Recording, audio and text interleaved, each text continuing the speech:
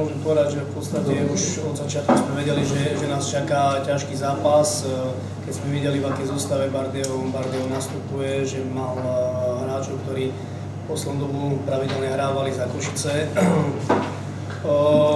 Prvá tretina z našej strany bola takisto rozháraná, slabo sme korčulovali, bolo tam strašne veľa nepresností. Napriek tomu my sme radi, že sme dali ten jeden gól.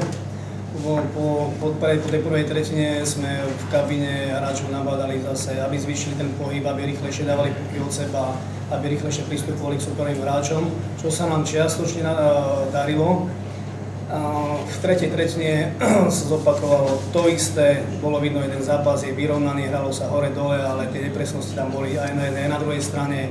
V podstate všetky góly, ktoré padli, neboli po nejakých vypracovaných akciách, boli to náhodné, šťastné góly.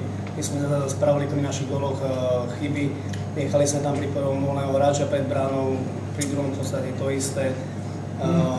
Sme radi, že sme tento zápas vyhrali, že máme 3 body nad veľmi ťažkým súperom.